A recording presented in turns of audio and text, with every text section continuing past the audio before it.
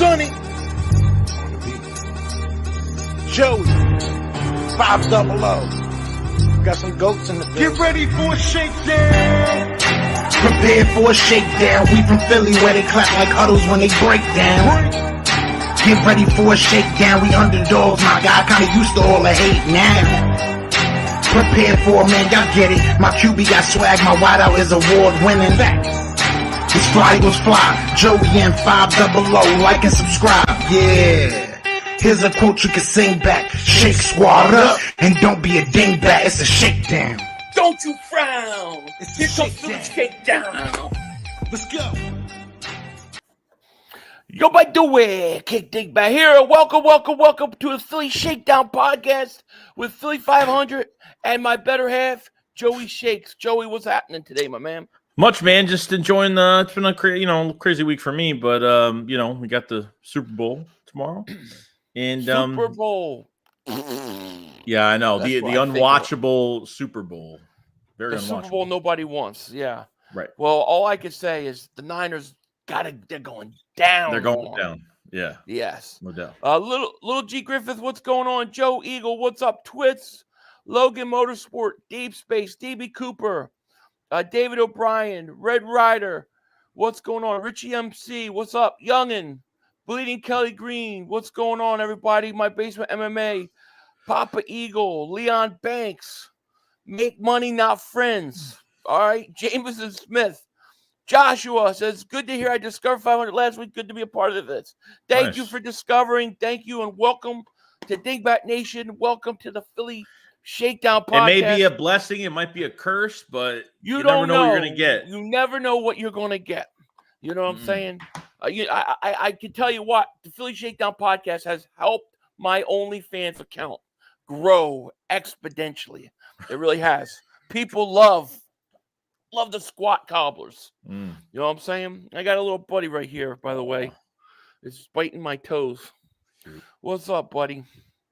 So, yeah, man, it's been quite an interesting week, quite an interesting off season already, and we haven't even gotten into players who's going to get re-signed. First off, what did you think about the hiring of the linebacker coach? What were your thoughts on that? Oh, yeah, Bobby King is not only he's not connected to Vic Fangio at all, but he's been a linebacker coach for a while. I mean, even's worked I think like 12 years. I mean, experience. That's all they're hiring right now. Could help out tremendously, which is great because we missed out on Mike Caldwell going to the Raiders, and then that other guy, I forgot his name. I think they had a first option that went somewhere else. Then Mike Caldwell went someone else. So feel really good about it, and could maybe get maybe the top linebacker over from Tennessee. That's a free agent as well. That's Shair. With the 163 tackles, 2 sacks. I mean, Yeah, crazy. Man. Just watching him, he's like a heat-seeking missile, man. Mm-hmm. He hits. I kind of like him a little bit. Nico and Steven Scher, Crow Killer, welcome to Dingbat Nation. Thank you so much for joining. Appreciate you guys so much. Appreciate you so much. Beauty is her name. What is going on? How are you? I liked it, but you're right. It's all about experience. And if you look at everybody that they've kind of hired so far, and then you kind of take what Covey was saying the other day, it's obvious that they really felt, and I kind of agree with them, that the problems were their coaches were too inexperienced. They didn't know how to handle certain situations. When the 49ers beat us, and if you want to say they put the blueprint out or not, there was nothing that this coaching staff could do. They could not fix a problem. They could not solve it. It was brutal. I really think also, I want to say this, and then you let me know what you think. But if you look at what Covey said, if you look at what Devontae Smith, A.J. Brown said, if you look what Jordan Mailata said, if you listen to Jason Kelsey, Fletcher Cox, they all seem to be very okay with the coordinators going. Like, it's just like, they got to go. But they all kind of stood up for Nick Sirianni. So I think they really feel that it was the coordinators that were the problem. Yeah, and I think the head coach has been the biggest problem because look at the scapegoats are what Sean Desai, the scapegoats, Brian Johnson going to Washington, obviously, which we talk about that, but even look at Alex Tanney. I mean, look at Tanney going to the Colts with Shane Steichen as the quarterback coach. I mean, immediately hired after he left the Eagles within a few days. Like, Right. I don't know what's going on. Like, I mean, I do know what's going on. I feel like there's like a power trip going on with Nick this past year or something, because it felt like nobody had a say in anything. Like, I mean, I don't know if the front office said, hey, like, I know the ultimatum was, hey, fire your coaches to keep your job, but does Kellen Moore have more control over what offensive assistants he has in the building? And we know Vic Fangio has his blueprint all over this coaching staff. Yeah. There's no doubt about it. He's got the control. Yeah. The front office loves him. We know that. But Nick, Yeah. man, is big-headed, man. I mean, it's just that's what I'm getting from all these coaches getting jobs and leaving and getting hired. Like, why would Shane Steichen hire somebody, a quarterback coach immediately from immediately? Necessarily doesn't mean that they're bad with us. No, but it's crazy, man. Well, Crazy we know that the combination of Nick Sirianni, Brian Johnson, Desai, all those inexperienced coaches together, they could not stop the bleeding. So now you're going to have guys with experience. I mean, you got experience on this staff like crazy. Like your offensive coordinator experience, defensive coordinator experience, your defensive line coach, former defensive coordinator, your linebacker coach, tons of experience at linebacker coach. So you got guys, even the defensive back coach they just got from Denver. He's another one who, I mean, he interviewed for defensive coordinator jobs already. So these guys are very experienced. And I think that's really what we're seeing is the front office really felt that they didn't have enough experience to handle what was going down.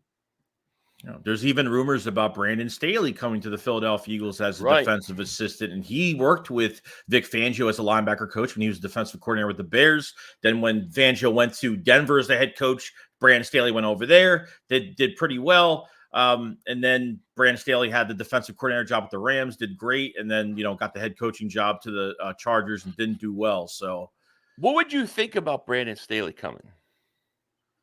I don't know. I mean, Vic knows him better than probably all of us do, but I mean, I don't like the way he ran his, the defense. Boy, he's a choker though as a head coach. He's not good. I mean, dude, I can't tell you how many games the Chargers lost. I think directly because of how he coached. Some guys are like that. Some guys are just better positional coaches than they are like defensive coordinators. That's just how it is. Or just offensive guys to offensive coordinators. Like, I don't know what the difference is. Maybe you just have too much time. I don't know I don't know how these offensive coordinators that get head coaching jobs and they can't get an offense going at that with the better label, with the a bigger salary. Like, I don't know how much more. I know as you have more responsibility as a head coach or a defensive coordinator going from a positional coach or a coordinator job, but I don't get why these guys fail so hard at it sometimes.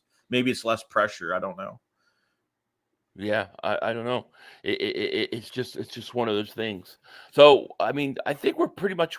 Is there any empty spots that we have left? I mean, even the quarterback coach is another one. Wide receiver, is Aaron Moorhead leaving? I think Aaron Moorhead's still here right now. I think he's still here. So I don't think he left as of yet. They're keeping the running back coach. Moore's keeping him. Okay.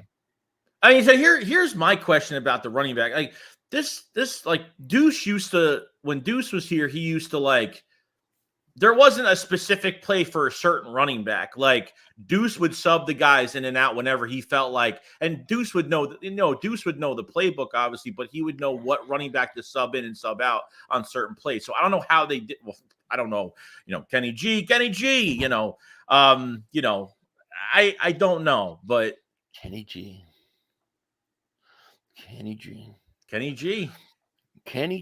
man, sing a song, Jeez. Yeah, it's going to be interesting. I mean, overall, would you say like, do you feel excited about the staff though as a whole, what they've done? Like me personally, I feel like if they would have had this staff last year, we would never have been in the situation we were in. Yeah, I think they did a lot more than I thought they were going to do. I didn't think they were going to change so many positional guys. Like the coordinators, we knew they had to go, but as of positional coaches, I didn't think they were changing that much and bringing in some veteran guys that maybe you could have it here for a little bit more than 2 years, maybe a few more years. So, I think, you have guys that have been coordinators to head coaches, guys are coming back to, what they're good at doing originally. I think, having all that experience is really going to help. So, right. Yeah. I'm pretty, I'll be honest. Vic Fangio and Kellen Moore were not my first choices, but they weren't my last choices either. So I'm okay with them. I really like the defensive line coach hire. I like the defensive back coach and the line. I like what they've done so far. Question is now how does it translate into going to the offseason, going with, bringing back certain players and stuff. I think Swift has to be a priority to bring back. I just don't see how you can let him walk. Let me tell you something. If they sign Boston Scott back and all of a sudden Gainwell's the only one here by training camp and they think that he's the natural pass catcher that Kellen Moore wants in his offense, then that Nick's got his hands all over it. Yeah. What pisses me off is this: when before we hired Kellen Moore, it was like at the press conference, Nick was like, "Oh, I want someone to bring in fresh ideas." Like, no. He's making it seem like, that he's still going to run the offense, but the ideas are going to be brought to him. No. That's not how it's going, bro. You're getting kicked to the side. Like, we want a new offense put in. Like, this isn't adding on to what you want. It's not happening that way. Nick to me at that press conference, he looked like when I was in school and I would get in trouble and be at the principal's office and my dad was there next to me talking. I'm just kind of sitting there like this. That's what Nick Sirianni looked like at the press conference, dude. I don't think he has any say, any power, any control at all. But Howie was the angry parent. Yeah, he was. Howie was bitch slapping his ass all over the place. The thing is, though, I really do think that they should make a play for Swift to come back. And I'm worried because when you get a guy that just went over 1,000 yards, and look, I think, and you probably think this too, he went over 1,000 yards and he was underutilized. He wasn't even utilized correctly. He's gonna get more money in free agency than coming back with the Eagles. That's what I think. Who is Swift? Are the Eagles going to be willing to give give Swift the money that he could probably get on the open market? Yeah, but what's the market? That's nobody values running backs like that. Well, that's the key. You would rather franchise. You would rather tag a running back. You would rather. That's what you would rather. You would rather if you drafted one, just saying, if you drafted one early, you would rather take a 5th-year option and keep a guy in the building for 5 years than extend him. You would rather take that. You would rather tag a running back for 2 years straight than extend a running back to big money like that. Well, let me ask you this question. I'm gonna throw this out there, okay? This is a crazy question now. Maybe I should respond to this. This wonderful super chat first. Eagles Army Down Under, thank you for the super chat, man. It says, hey guys, do you think Dean's injuries have anything to do with the lack of training that the Eagles do in the preseason? It's a great question. I don't think necessarily his injuries do, but I do think some of the sloppy play definitely is affected by it. What are your thoughts? How are you? Well, that's what I'm saying. How are you supposed to, as a coaching staff from this past year, how are you supposed to evaluate your roster when you've literally destroyed every position with the schemes, and not fitting to the player's strengths? How are you supposed to evaluate to see who you're trading, who you're releasing, who you're keeping? I honestly don't know, but it kind of connects to the draft when we drafted Nakobe Dean and all of these rumors on all these injuries that he had, all this stuff that was going on. Right. And we were kind of like, where's all this coming from? And everyone thought how he did maybe spread the rumor on purpose so he would drop in the draft, or there was some weird stuff going on. I think you said that. Yeah, I definitely thought that. I think now he's a schemer. Um, Yeah. so I mean, you're on IR 2 times. He missed a big part of the offseason. Like, I hate when players like Quez Watkins, Nakobe Dean, like those guys missed a big part of the joint practice, all that stuff. You have to be in the offseason program, because if you just show up in the regular season, he looked horrible. I mean, but how much do we blame the scheme, and how much do we blaming these coaches for putting these players in these failed situations? And like you said, the practices, like we saw what Javon Hargrave said about Eagles practices, that they're, very relaxed and they're outgoing and not demanding like they should be, like how the 49ers practice. The whole offseason program has to change if you want to produce the players you want to produce. Didn't they cancel half of it? The last 2 or 3 mini camps, they were like, we're just gonna not have it. And they didn't even have it.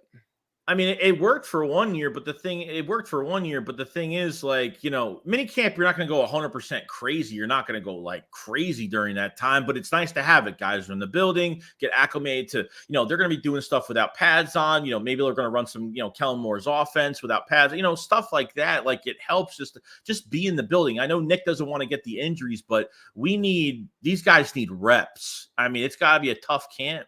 It's got to be.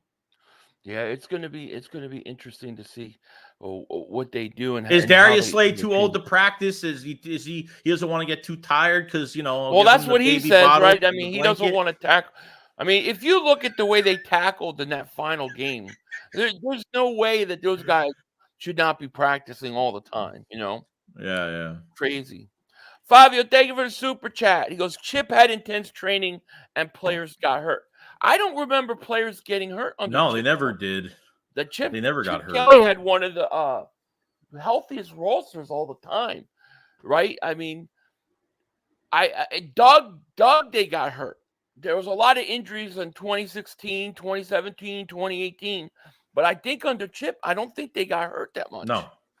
Yeah, it was the sports science stuff. What Chip did was all this secret sports science stuff they did with the smoothies and all this offseason. I mean, it worked because these guys played, especially Malcolm Jenkins. I forgot what the number was in a season, but it was a lot of snaps. It was Chip crazy. Kelly was sick in the CIA on those players. They were supposed to wear like trackers monitoring what time they went to bed, what time they were sleeping. And I think the NFL had to tell them, like, you can't track them at home. With their movements. Sorry. Chip was a little crazy. Seven Joe, thank you for super chat. He goes, I just met the Slim Reaper at Mandalay Bay, and every Eagle fans I spoke to said we better bring back Swift. We better bring back. How was old Slim Reaper? I love Devontae Smith. Love the guy. Toryville says, why are teams like ours obsessed with running Fangio's scheme when the Chiefs have been having more success? Why not use Spag's scheme? Well, Spag's scheme comes off of the tree of the Jim Johnson scheme, which is more what I would like to see the Eagles do. I would much rather see that than what we got with Vic Fangio. But if we're going to run what Fangio does, it might as well be Fangio that's doing it. I mean, what helps Kansas City, because they're so lucky right now, what helps them so much is that they've had the same DC for 5 years. Right. I mean, it helps to have the, two guys, Spags could be a head coach if he wanted, but he likes where he's staying. And, Matt Nagy's calling the plays. Eric Bieniemy just got interviewed over there just a few days ago, left Washington because he made a lateral move to Washington thinking he was going to get the head coaching job. So he just interviewed for, I mean, when you have sustainable coaches that they're set up for years if they draft well. They've also done well drafting. I mean, Karlaftis, Sweet Chin Music. I mean, he's been pretty good. He's been pretty good. They've hit some players on the draft that's important. You've got to hit those picks, man. But yeah, I agree with you. I agree. I hope they keep Swift. I really do. I hope they bring him back. And if they don't bring him back, what do you do? Because we're talking about running back and the devaluation of the running back position. At some point, it's going to become a bargain for Howie Roseman to pay a running back.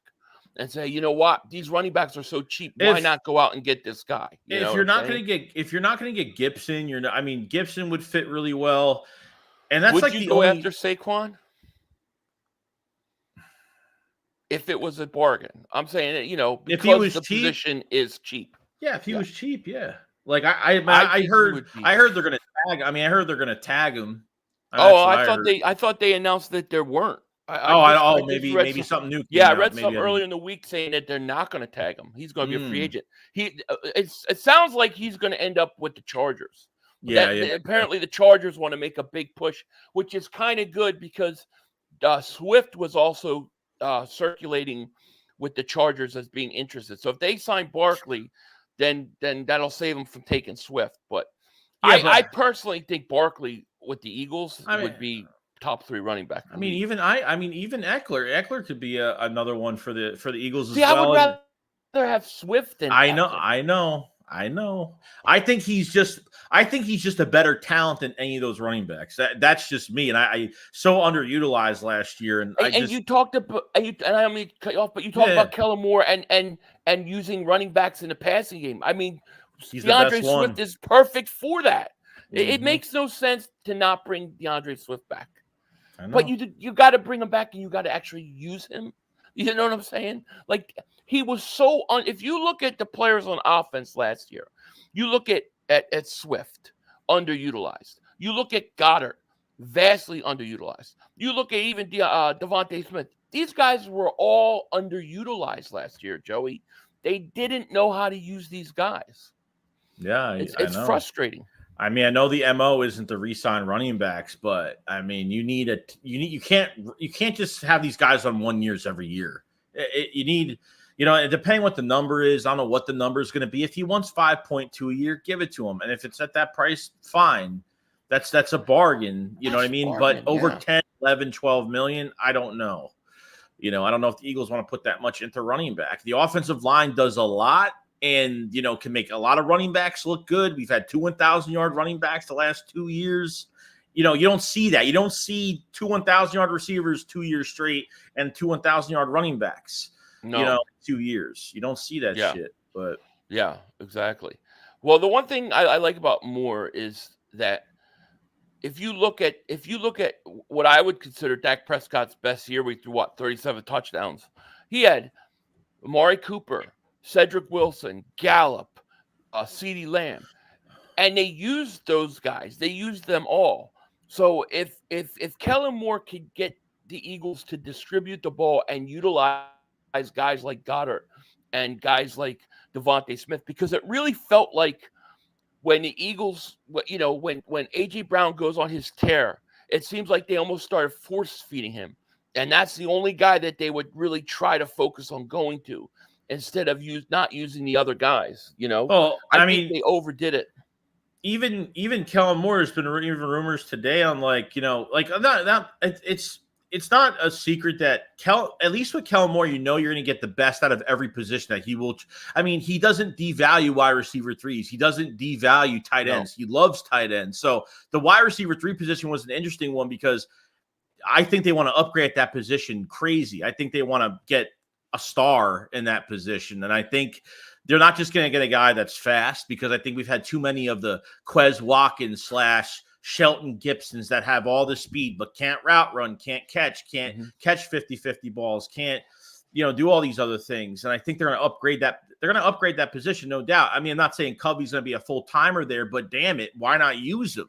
The Eagles try to be creative at the end of the year, try to do some different things, but it just, I give them a cookie for doing it, but it just didn't right. work. Like, it just, they strayed away from it, Yeah. I see if you could bring Swift back, I see a mid rounds, then you go another running back and you bring in another running back, like a complementary piece to him. And then I think the third wide receiver, how much are you willing to pay a third wide receiver in free agency when you got the other 2 guys?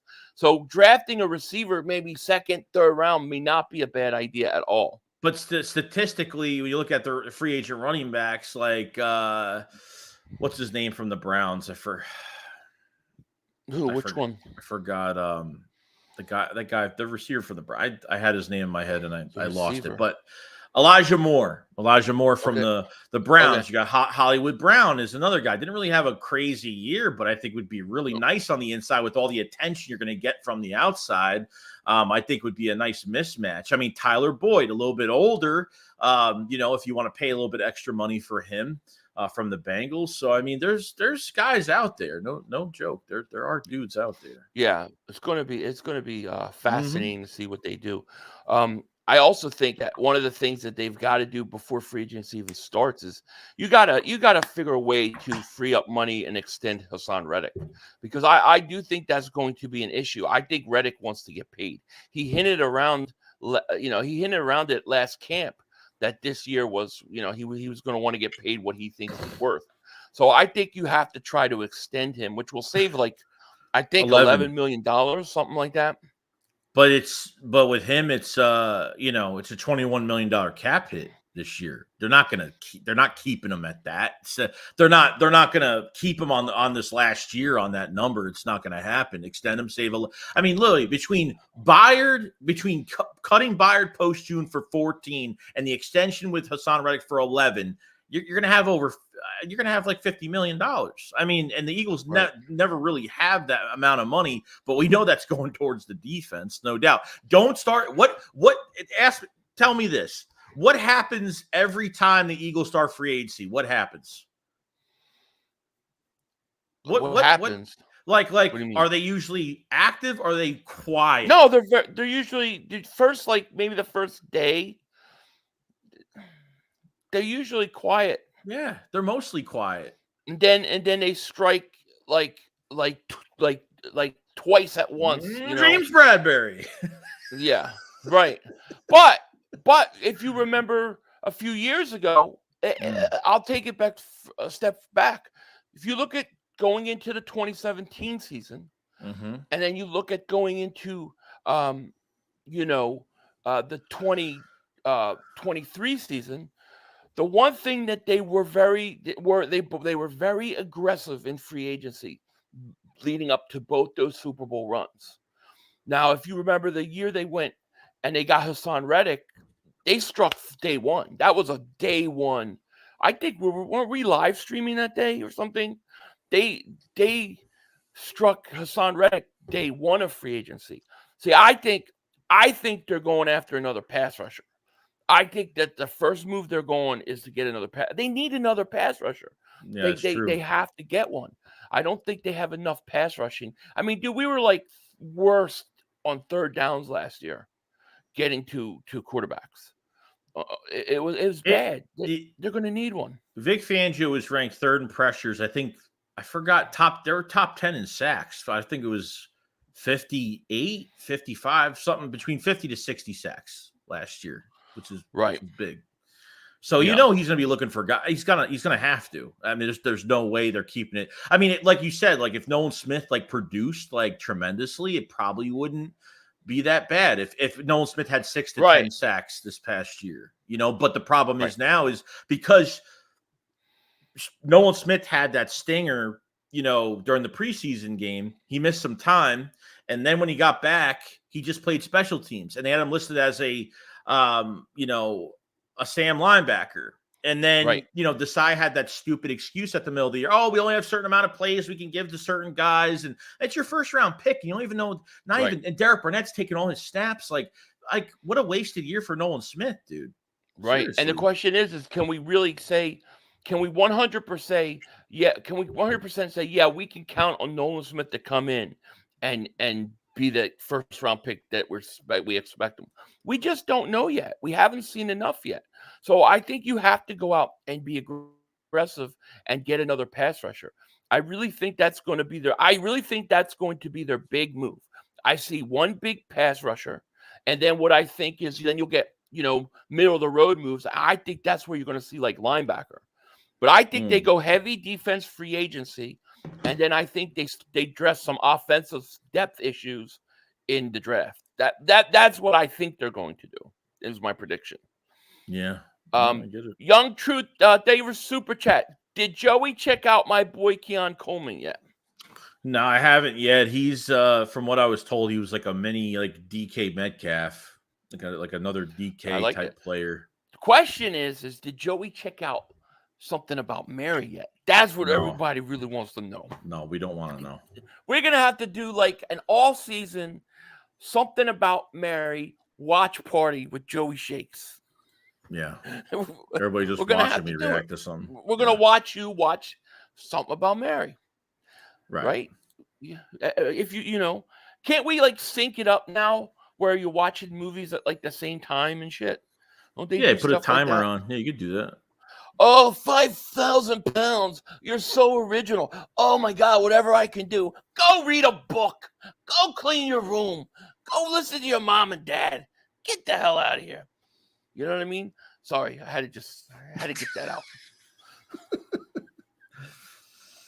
But yeah, it's no Breaking Bad anymore. Don't you miss Better Call Saul? Just saying. I miss it. I miss it tremendously. There ain't shit. And where's like Tulsa King's coming back?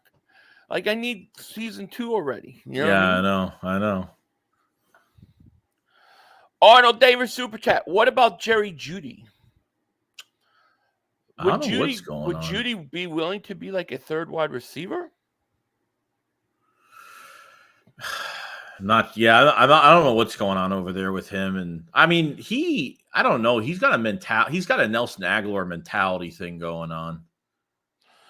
He's got the Aguilar mindset because remember, he talked a lot of crap before a lot of games and he like totally just flopped in a lot of games. I mean, I know the Broncos have been pretty bad, but yeah, no, now, a lot of people talk about Patrick Surtain. I don't think Denver is trading Patrick Surtain. The only way I think they trade him is if they have a chance to get a franchise quarterback. Otherwise, I don't see that happening. I mean, if that mock trade was like actually like if it was like literally down to a first and a fifth, it's almost like enticing to take it. I know trading Josh Sweat's probably not the best thing, but Joe, you got fans, man. Elvis adopted. No, man, definitely not. No doubt. Yeah.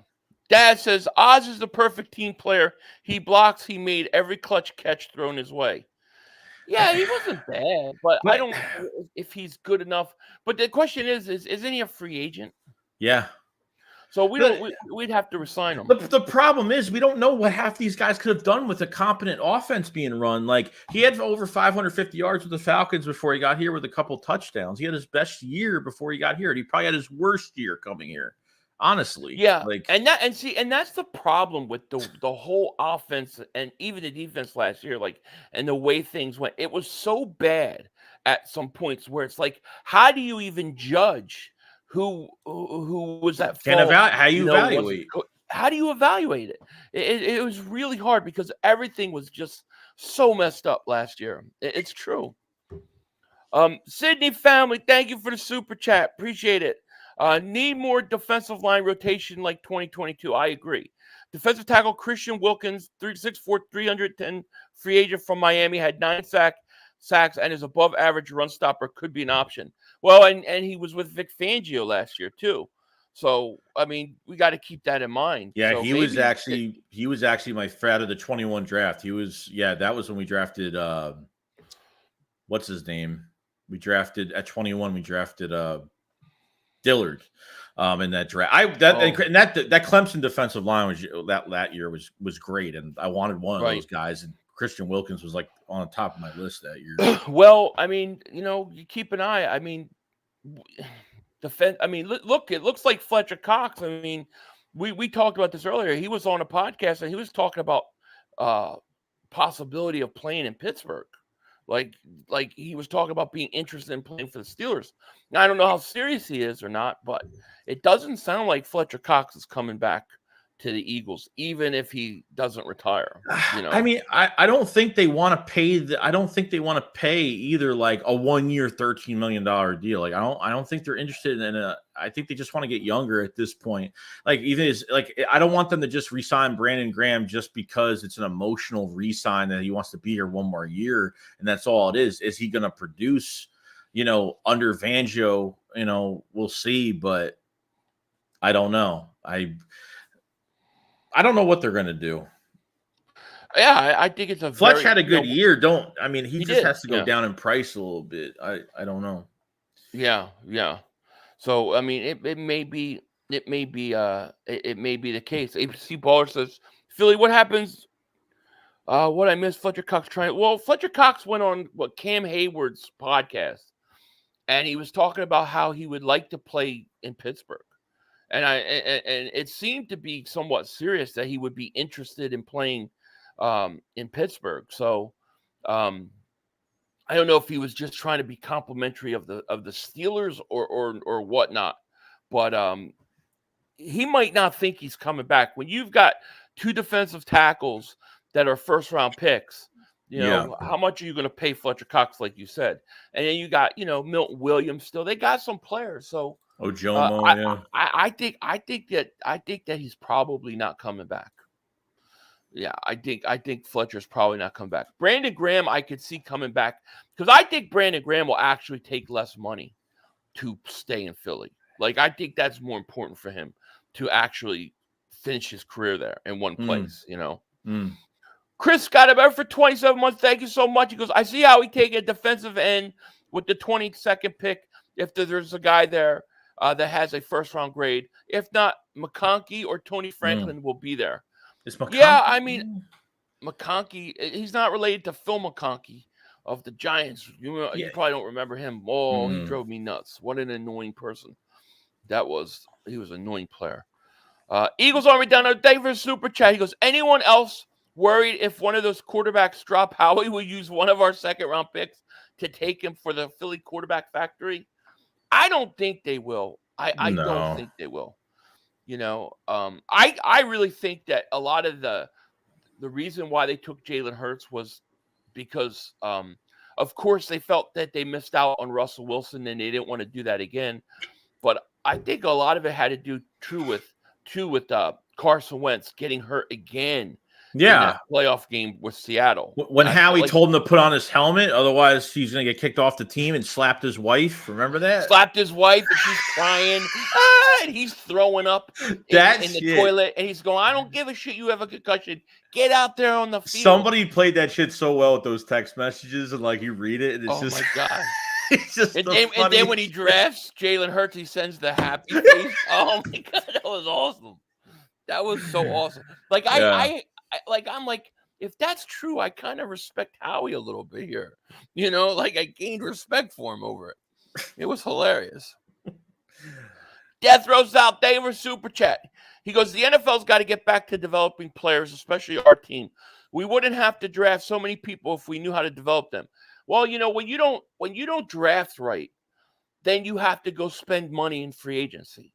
And that's what happens. When you look at a pick like, why is A.J. Brown here? Well, A.J. Brown's here because the Eagles blew first-round picks on multiple receivers. They could not draft a receiver until Devontae Smith. So it forces them to have to go out, make a trade, and pay a guy. So, it's just the way it is.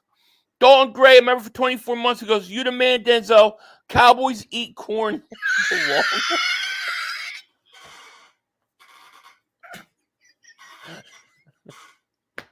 What the hell? That's awesome. Now, the Cowboys hired Mike Zimmer as their defensive coordinator.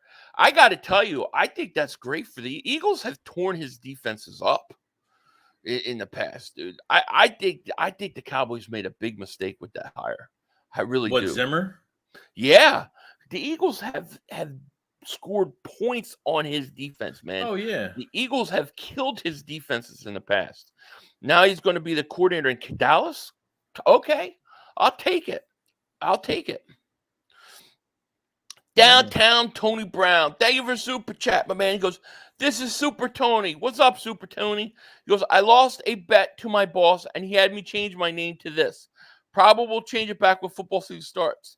All right. Well, now we know Super Tony is Downtown Tony Brown. I like it. That's a great name. I kind of like it, Let's see. Star Force says, Philly and Joey, why do teams like the Chiefs get to retain their coaches for years and teams like the Eagles don't? No, go ahead. They believe in what they're doing, and they believe in what they're doing. And sometimes it's just luck. Sometimes these coaches, don't want to be. They like where they're at, and they don't want to change anything. I mean, it depends on the person, really. It's just what it is. I mean, they know what type of team they have every year. They're almost Super Bowl contenders every year, Right? So it's a reason to stay with those jobs. They did. I mean, and they did. I mean, to be fair, they did lose some people. They lost Kafka. Bieniemy left. You look at a guy like Spags. He kind of had a coaching job already, so he wasn't going to get a head coaching job anytime soon. So it's just the way it is. I guess I don't know. It seems like every time we have success, we always lose our coaches. And I think a lot of times it's because they tend to be younger. I'm telling you right now, if the Eagles go and have a great year, Kellen Moore's gone. He'll get a head coaching job somewhere. It will happen. And it'll not after a year. Probably be the Colts. Yeah, but not after a year. They'll have him for 2 years. You think so? No, you can't. He can't leave after a year. You could block within the first year. After the first year, they can block.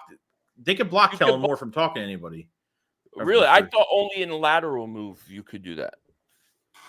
If it's for an upgraded move to head coach, if Kellen Moore wants to be a head coach, I think they could block him. I don't see why they can't. Right. Okay. Well, that's good. We need coaches to actually. I think he's set up to be the next head coach. Like, what if the Eagles lose? Say they play what if the Eagles lose 3 out of 4 games? Oh, you think Kellen Moore's here to take? Oh, yeah. Spot. Oh, 100%. I haven't thought about that. Well, because Kellen Moore tried to get the job in 21. He interviewed for the job in 21. I wouldn't see why not. So I think it's a good advantage for us too. Becomes a head coach here. He's the play caller for a lot of years. If he's that successful, it's a win-win for us if he becomes the head coach. If it goes well, yeah. Right. Plus the players are going to hate playing for Zimmer. They will cry. Yeah, well, you see DeMarcus Lawrence crying about how they were tired. Like, oh, yeah, we lost to Green Bay. We were tired. They all been bitching. Tired. What a bunch of babies. All of them. Tony says they cannot block a coach from – that's what I thought too, but, I mean, I don't know. I thought it was different. Yeah.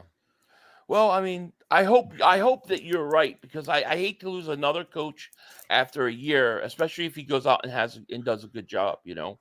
I expect the offense to really rebound and be a lot better next year. I mean, don't you think they talk about these things before they get hired? Like, if you have a great, I don't know. I mean, aren't these things talked about? Like, we really, we just want you to fix this for a year. I mean, there's no way they say anything like that. It's got to be, you're back to square one if he leaves. Like, then But let's say you're the owner, right? Like, let's say you're Jeffrey Lurie, and Howie to a lesser extent. But let's say you have Kellen Moore, who now has an opportunity to become a head coach somewhere. I mean, do you really want to keep a guy from having a chance to get his dream job? Like, I wouldn't be able to keep a guy. I couldn't do that. Yeah, like, I get it. I couldn't say, nah, you can't have that promotion because you got to stay with us. That's why Nick is useless. Then I just feel like he's just, I don't know, because he brings, other than a motivational speaker, what does he bring into the table if he's not going to have control over anything? What if he's not good at doing something? What's the point? I think it's to smoke pot before press conference. You ever notice he always looks high? These press conferences were like he's a press guy, his eyes are all red. He looks like he's been smoking ganja. That's what it looks like to me. I think he's getting high in the coach's office. That's what I really think. But who knows? It's really gonna be an interesting all season. I think Vic Fangio is going to have a lot of pull in this organization, and I think he's going to make a play for some linebackers, man. You think he has? Oh, that's what I was going to ask you next. Do you think he's going to have pull for players that he wants? Yeah, I do. I do. Why did I they? think I don't get it. So before he even was a consultant, like what? Like how did they? Where's the connection with Vic Fangio with Jeffrey Lurie, or where's the connection with Vic Fangio before he got here? Like if was he only highly anticipated like after he was here or during? Like I don't have the respect that they have for him. Where did it come from? That's what I'm trying to find the connection with Vic Fangio and the organization. So I really don't know. I mean they probably respected him as a coach, and then he came in as a consultant. And I think they were trying to get ahead of the fact that, because if you remember the first year with Jonathan Gannon, it looked like he was going to possibly take that Houston Texans job. Remember? And Yeah. so we almost lost him the first year. And I think they figured that he was probably going to become a head coach in year 2. So they wanted to have a defensive coordinator ready to go. And so they kept him on as a consultant for that. And then Jonathan Gannon screwed the Eagles and lied to them, and then and said, "I'm coming back." And then Fangio went and took the Dolphins job. I don't know where everything else happened, but whatever reason, they like him a lot. Agreed. Dave K says, "Philly, Joey, I'm working in the city on a call, fellas. Woo, money, money, money. Time and a half. Woo. Yeah, make that money, man. Good for you. Can't miss those time and a half days. Definitely. No. I remember those days. Every day, I put in at least a couple time and a half every day for a few hours. That's all I do." Pierre says, "I think the coaching moves were what we needed. Defense will be number one priority. Vic will get his guys." I think so. The question is what guys from Miami could come over. I saw some people talking about Xavier Howard. I don't want him. No, he's too old. No. 31 years old. I don't want another 30-year-old corner. I want to see them. I would love to see the Eagles in the first round at 22 draft a defensive back, draft a corner. You know what? And because Kellen Moore was with the Chargers, obviously, I understand that he was on offense, but Asante Samuel Jr.'s got one more year left. Very cheap this year. Make a nice trade. We wanted him in the draft. I know. Yeah, that would be great. But, well, they are getting rid. They're trying to. The Chargers apparently are trying to trade Khalil Mack and possibly Bosa. Yeah. So, they're going to be moving some things around. I do think Jim Harbaugh is going to do a great job there, though. I think so too. He's going to do great. Lorenzo, thank you for super chat. Who do you guys have us taking the first round? In terms of player, I don't have any specific players as of right now. I'm more thinking about positional, and we got to see where free agency goes. But I really think that they need to go cornerback in the first round. That's what I think. I think the cornerback position, there'll probably be some decent corners at 22, and I would go corner, and then maybe in the second round I'd go like linebacker, running back, linebacker, receiver, something like that. That's what I would like to see. Yeah, especially if they're probably most likely going to keep Slay, which looks like it's going to happen. Like you want to draft a corner in the first round, have him pair up with Slay, learn, obviously be as a first round talent, you want him to be, good on the field as soon as he hits the field, but you want to pair him up a little bit with a vet and just have him get better. And I think that's where they should go if that's what they're going to do. Unless they make a trade for a corner, like that's the only thing I have that's left. So right. Shizzo, thank you for super chat. Goes, Tom Brady said beating the blitz is on quarterback and his ability to read the defense pre-snap and get his team into the correct play. Only so much a coach can do. Yeah, I agree with that. But if you don't have certain things installed in your offense for the quarterback to go to, then what is the quarterback supposed to do? Like, I don't know how many hot routes the Eagles actually had in their, like even in their offense, because they never ran it. Now, maybe that's because Hurts didn't check into those things. I don't know, but it definitely is on the quarterback to some level to be able to read when a team's blitzing. And the really good defensive coordinators, and Jim Johnson was great at this, is able to hide hide where the blitz is coming from. And that's why young quarterbacks would never beat the Eagles, because they didn't see enough to know what was coming. But he is right. It does play on the quarterback. Yeah.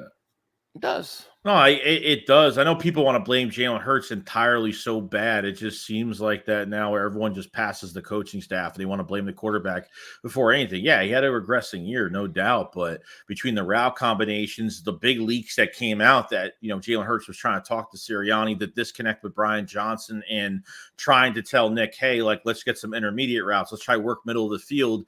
And it was just ignored. Then what is he supposed to do?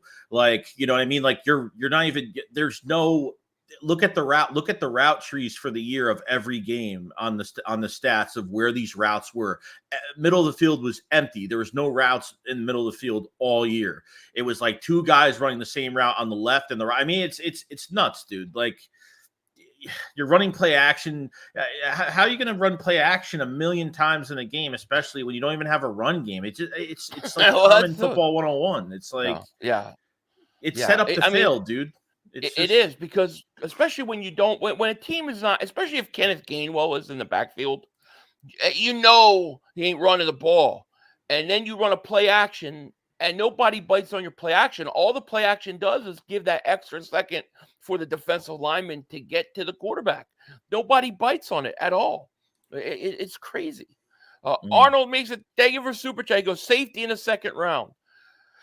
Yeah, they need safety. What are your thoughts of kind of where our safety position, where we sit right now? It's empty. It's a mess. I mean, it's Sidney Brown not being around. I think Sidney Brown's gonna be a better safety than he will a cornerback, to be honest, because I think he covers the field really well. And obviously the tackling needs to be better with everybody. I think it's just another coaching issue as well. And I think as the games went on, everyone just deteriorated mentally and just didn't give a crap. No sense of urgency. Reed Blankenship's your only guy right now. I mean, that's really it. Justin Evans was a waste. He's been hurt every single year. Got hurt again this year, knee injury, out half the season. So Reed Blankenship's not probably. I think Reed will make the roster as a backup, but I don't think he's in prime to start. And I don't know how much money they're going to be putting into that position. Like I said, but we need to make some moves with our roster before we need to see what money we're dealing with. North of 28 million is not a lot of money. If they make those two moves, like we said, the Hassan Reddick extension, the Bayard post June cut, and doesn't mean they can't make these moves, before June, just because, we don't have the money, we can't make these moves. No, they can make the moves and then obviously cut those guys to free up the space after June. They're not just going to wait till after June, because they have the money available. So I don't know. I don't know.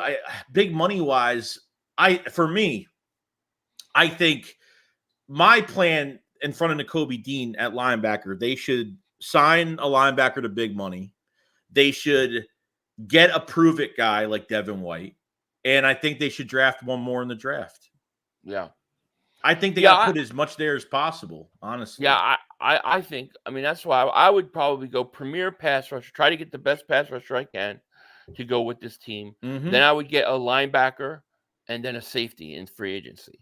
And then I would come back and draft a linebacker in early in the draft. That's how I would address the position, but we're going to see it, really depending upon what they do leading up into free agency is going to tell us a lot. I think there's also guys like Avonte Maddox. Like, what are they going to do at Maddox? You got this kid, Isaiah Rodgers, coming in. He looks good, man. He was pretty good, and he's coming back. He looks ready to go. You trade Avonte Maddox? Some people talk about moving him to safety. I don't like him at safety. No. I don't like him at the safety position. You can't come off a big injury every year and expect him to play well. And he looked horrible. I mean, he couldn't even contest anything. He was 5-10 yards behind everybody he was chasing. So 4 injuries in 2 years. It's way too much. He's a liability. It's already, you lost McPherson and Maddox. Like, you had to switch guys at nickel, rotate. You don't rotate guys at nickel. How many games do we had to change our secondary every week, dude? You're putting they flirted putting Bradbury on the inside. He's not an inside guy. They tried putting, Eli Ricks isn't an inside guy. Keely Ringo's not an inside. They all got burned. I mean, they all got. Yeah. It's it's set to fail, but you free up $7.1 million, but you're not keeping Avonte Maddox on a $10 million cap hit. It's not happening. No, It's not even worth it. No, it's not. It's February 10th. I'm sure he's already hurt his big ass toe already. I bet you it's already injured. It's always injured. Lorenzo Davis super chat. He goes, "Did you guys see how much complaining the Niners have been doing? Dude, all they do is complain. They were even complaining about the field when they played Kansas City. Did you hear that one?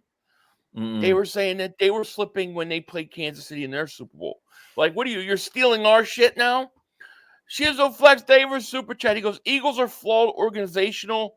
We have no identity. Steelers and Ravens, great run game and great defense. What are we honestly? Let's be honest. Well, we're supposed to be a high-powered offense. It's a new year now. And don't break defense, but that has a pass rush that gets to the quarterback. No, I mean, listen, I think the Eagles' identity from a franchise standpoint is to have a very nasty defense. And I really think that we have gotten away from some of those things over the, last 5 to 10 years. And I would like to see them bring it back, I really would. Agreed. Let me see here. SMD Eagles, Esmerita Booth, what's happening with you? How are you?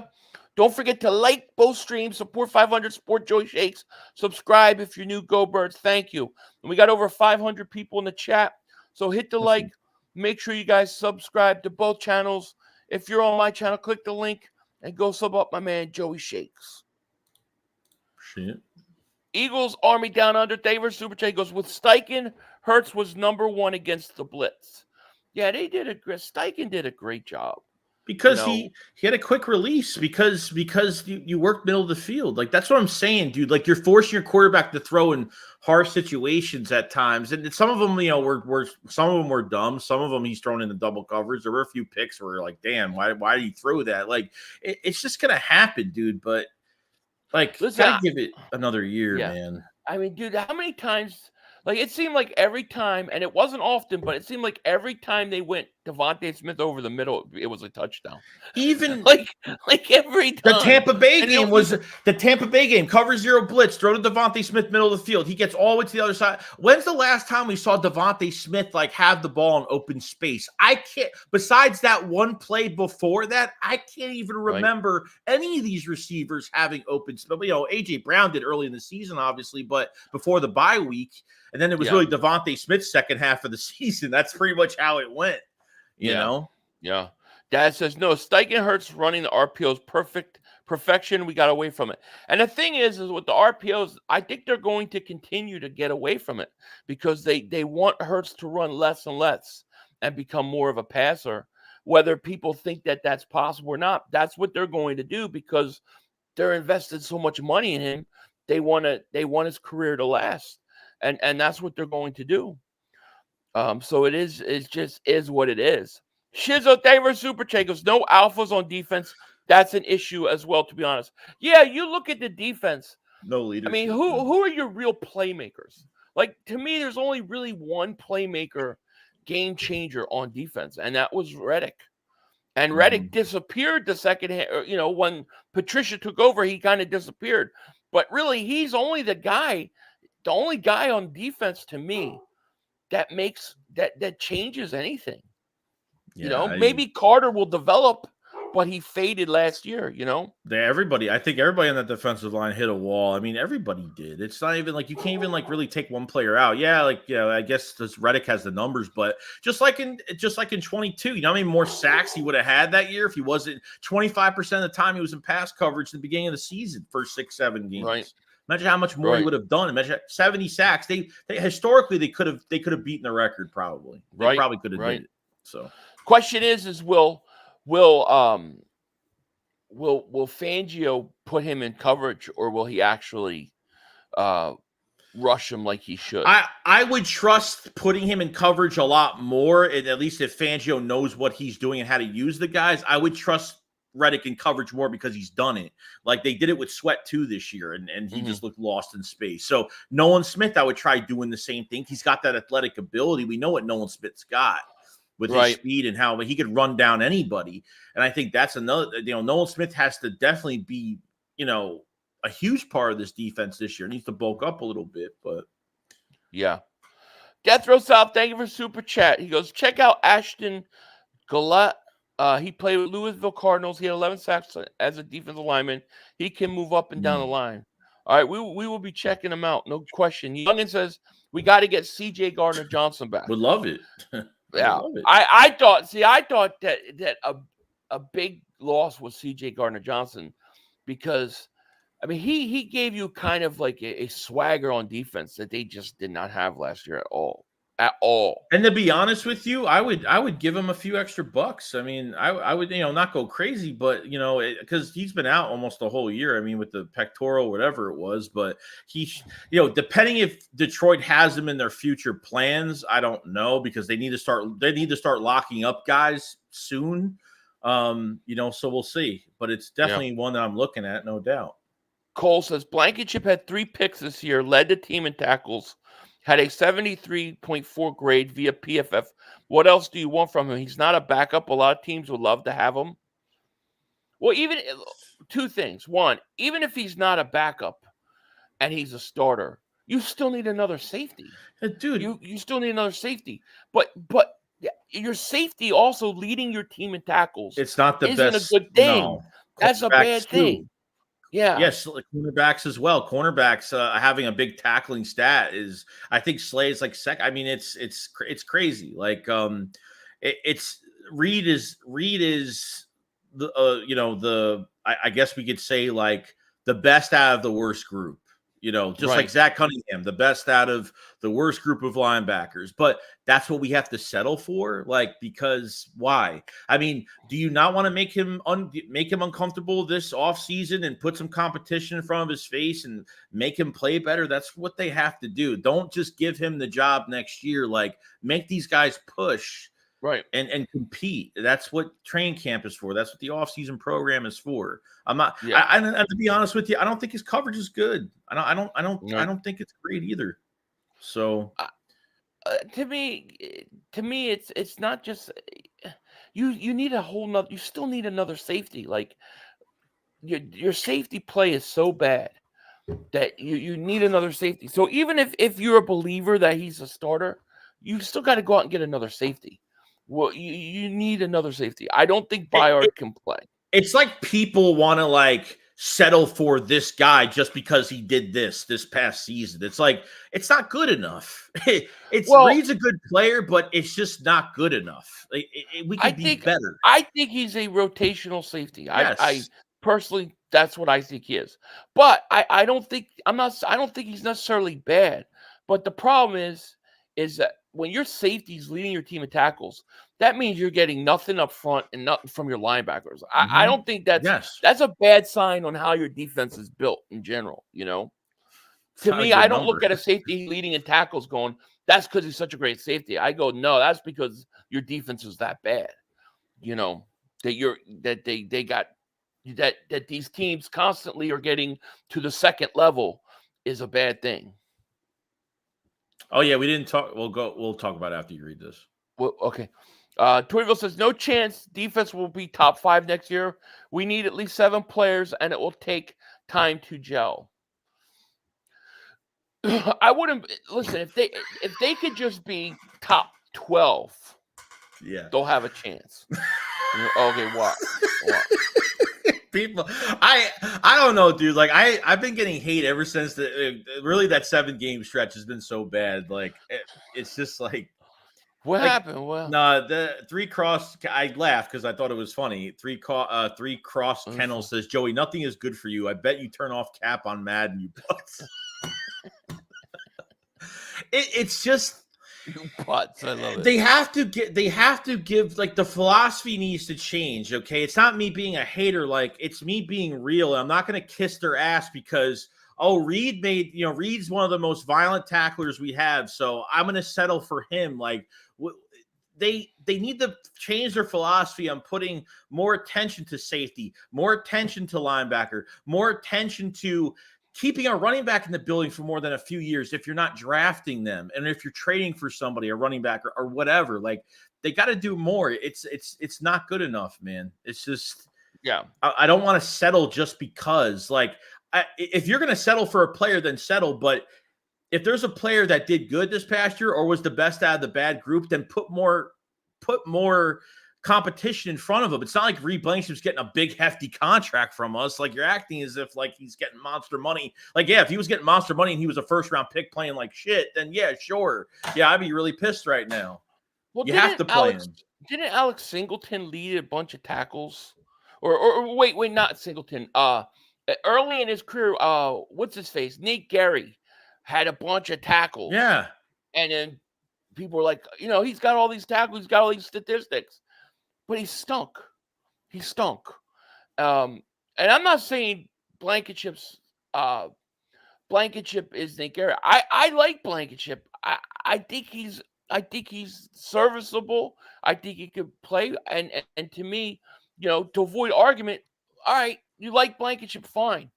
You still need another safety, though. You still don't have another safety. So you still need another one. So let's go take care of the safety spot.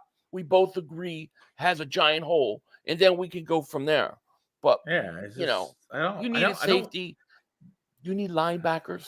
You're empty, dude. You're empty at both those spots because the Eagles have been. I mean, you're playing. I had never seen a team play so many undrafted free agents in my life that come into games. Like, that's right. That's what happens when you don't. That's when you sign too many 1-year deals at positions. When you sign too many 1-year deals at linebacker. When you sign too many 1-year deals at safety. This is what happens. It's going to catch up to you, and because everything else is messing up, the coaching staff is totally just done.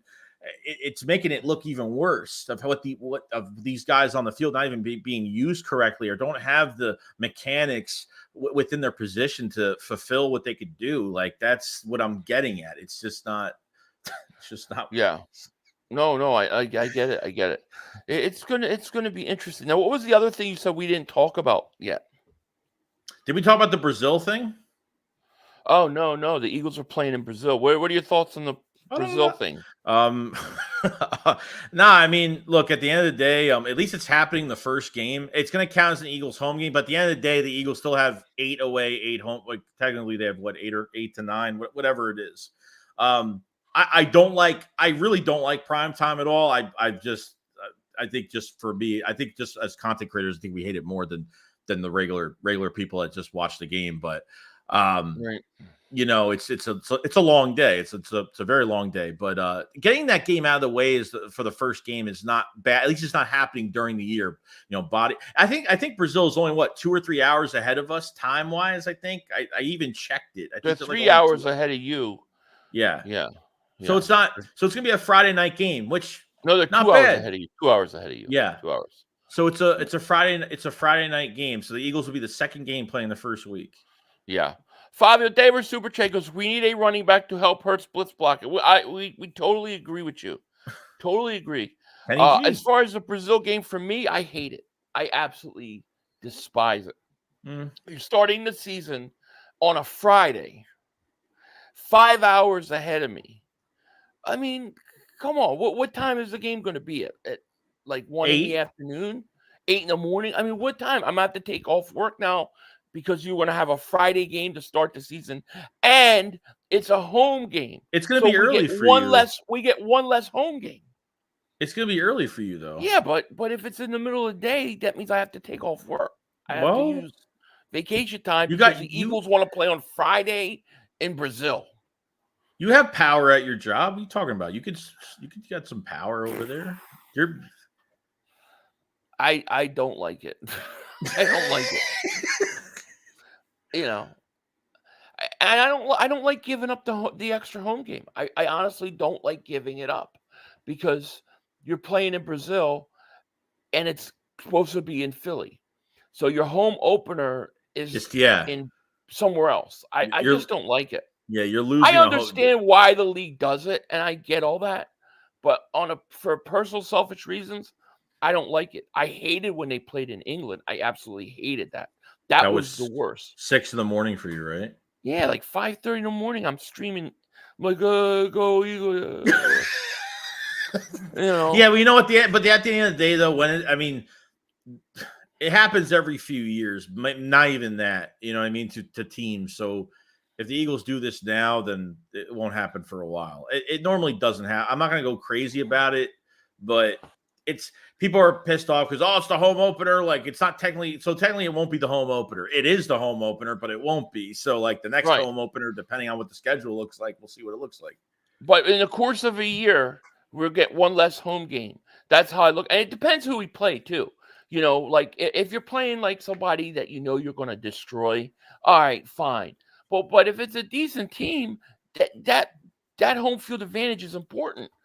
You know, you're not going to have it in It's Brazil. even for both sides. It's even for both sides at the end of the day. Yeah, I don't like it. Yo, along with David Super Chat, he goes, Kellen Moore head coach 2025.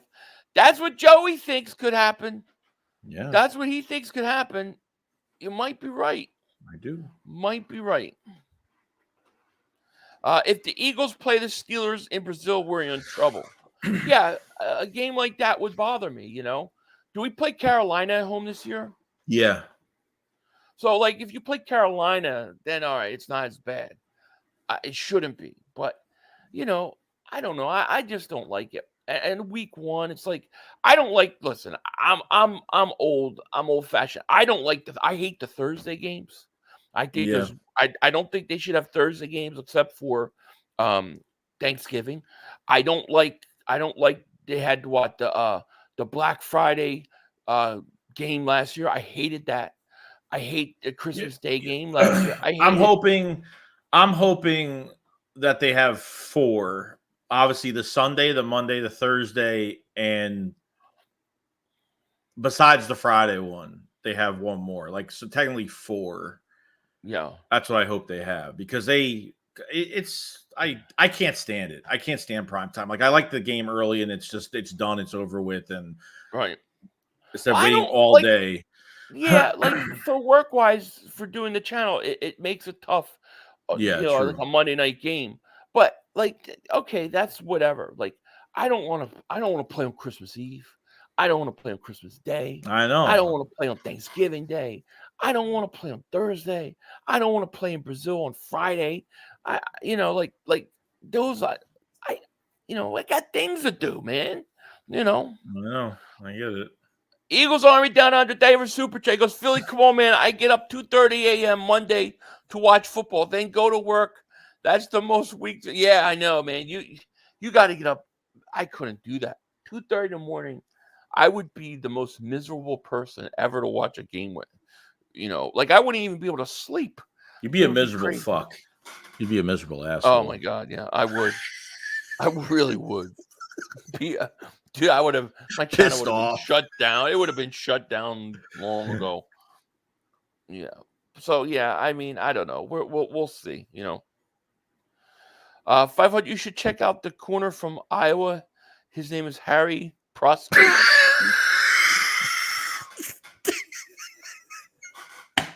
I'll check him out. Oh, it's that time of the year. Yeah. Yo, along with David Super Chat goes, Eagles going to spank the Niners next time. Mark my words. I hope so. I can't wait to beat that crap out of that team. You know. Fabio David Super Chat goes, I want to see the Eagles on Hard Knocks and expose Nick. Now, I wouldn't mind the Eagles being on Hard Knocks. That would never bother me. But I don't think they'll do it. I don't think that would be a lot more content to put out. that would be interesting. I would probably just stream my reaction to the show every week. I don't know what I would do, but yeah. They would be interesting to cover. Cheyenne, member for 20 months. Thank you so much. I watched Meadowlands 2 in Dubai at 4 a.m. Worth it. Oh, well, yeah, that game would have been worth it. I mean, that's a classic game. You know, they should put a bye week before every team's play on Thursday Night Football. It would give the players time to recover from injuries, and it would give us another week of football. Yeah, that's true. I wouldn't mind that either. Plus, the other problem with the Thursday games, when all these teams play Thursday games, man, they're not good games. They're never good games, ever, except for maybe Thanksgiving. Otherwise, they're just not good games. Yeah. I can't tell you how many bad Thursday night games I do where by halftime, it's like, will this game just be over soon? Seriously.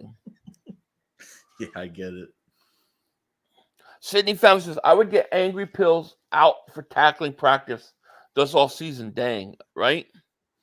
Yeah. I hate Philly $1 million, or you're the GM for this draft. Give me the $1 million. Yeah. Give me the money, dude. Give me the money. I'll take it. I want the Eagles to start Ringo, Rodgers, probably Slayer, Rick. So I would be okay with cornerback in the first round. So you wouldn't be okay with a cornerback in the first round and find a way to fire Bradbury. Yeah. You think Bradbury's going to get cut? 100%. Yeah, I do too. I think he's gone. He kind of posted something on IG, right? Yeah. So what was that whole thing about? It was a picture of him walking out of the Seattle game, exiting the tunnel with his head down. I don't know what that meant, but hopefully he's gone. I think Bradbury. I think that Super Bowl play destroyed his confidence. That's my theory, anyways, because I don't think he was ever the same after that. Eagles Army down under favor super chat. He goes, nah, man, I loved waking up early to watch 17 wide receiver screens. 250 wide receiver spinning block was worth it. Oh my god, dude, I would have killed. Dude, I wouldn't be able to take it, dude. Joey, this dude keeps asking. Thank you for the super chat. He keeps asking, where are your draft reactions?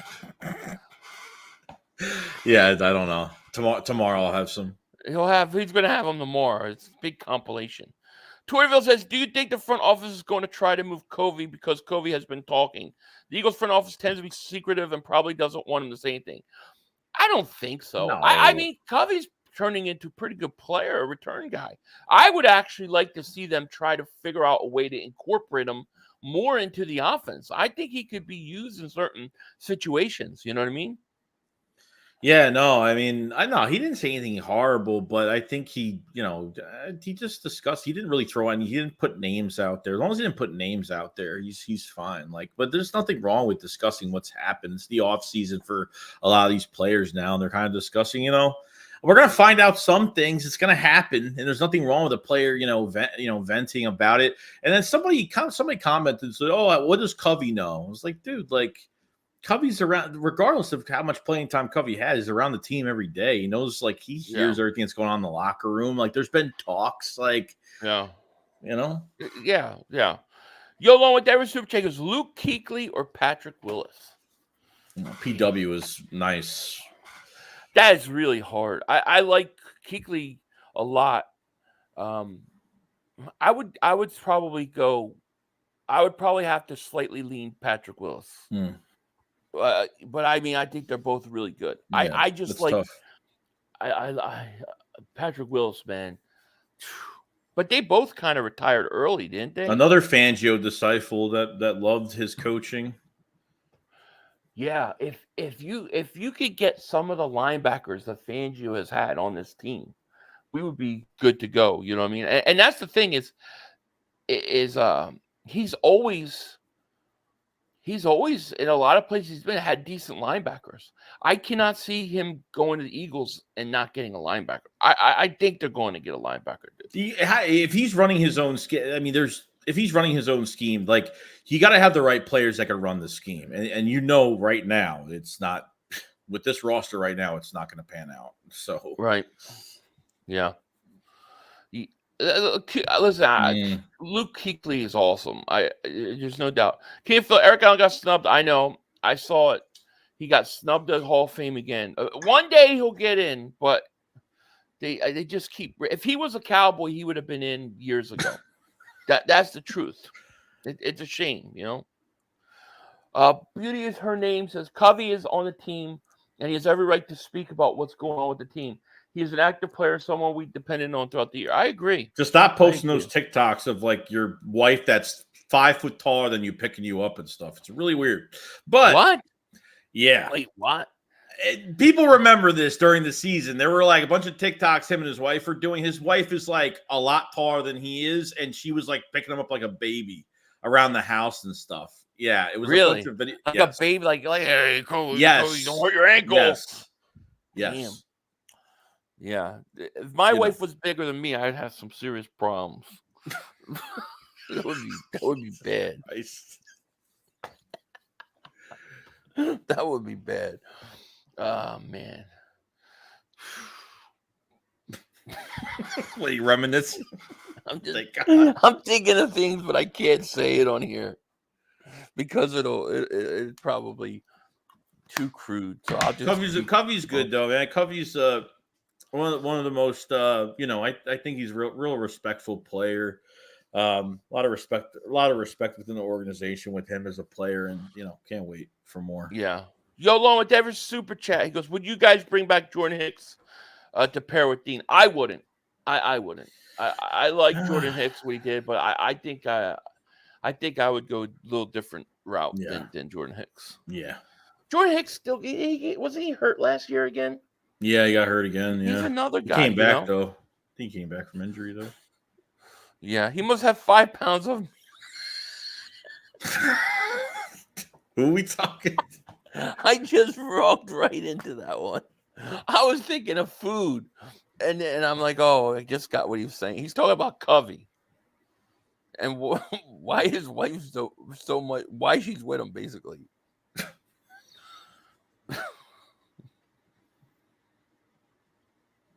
I don't know. For some reason, Torteville says the voters don't seem to value the Eagles players that much.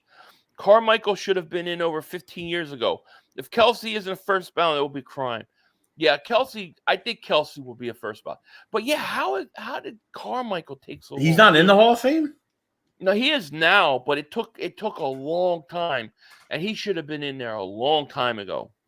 I mean, other receivers went in before him. Should never have happened. Eric Allen will get in eventually, but I just don't know how much longer he's going to have to wait, So we'll see. Well, we're an hour and 20 minutes in. We still have over 500 people in the chat, so thank you guys so much. Anything else, man, you say before we get on out of here? We watched the Super Bowl, and we're gonna wait until the first bit of business we need to find out. Obviously, well, I mean, we want to see what they do with this roster, and what's the plan moving guys around, freeing up cap space. What is it going to look like by the time free agency comes? So, I mean, that's going to be really the first bit of business we're going to watch out for. Right. Any other coaching hires? I guess we'll see position wise what's really left right now, but we're kind of looking to see what they're doing with this roster after tomorrow. Also, we've got to remember one thing too is that you got the combine coming up pretty soon too. So we're a couple weeks away from the combine, so that should be pretty interesting. I'll definitely try to take off a couple days and stream that. And if you want to, do a Philly Shakedown, we could talk about that. I think we did that last year, didn't we? We streamed the combine last year, I think. Yeah. So we could do that again. This year. It'll be interesting. I think we're in for a very aggressive off season for the Eagles. I think they're going to be very active, and I think you're going to see a lot of moves. I really do. I don't think you bring all that experience in if you're not planning on making a lot of moves and doing a lot of things. So I think the Eagles are going to be very busy. I do. Yeah, same. And I will be streaming for those. I will be streaming the Super Bowl tomorrow. So if you guys want to come hang out with me, we'll be watching it, rooting for Kansas City. I will be rooting for Kansas City because I just can't go for the 49. I just can't, dude. After all the shit they talk, let them go out the way we went out last year. That's what that would be nice. Mm-hmm. So true that. It should be interesting. All right, guys. Well, we're gonna get out of here. Thank you guys so much. Wait, let's see. Walter Hurst says, I do have a question. What's your question? Shoot your question. If you could do it real quick.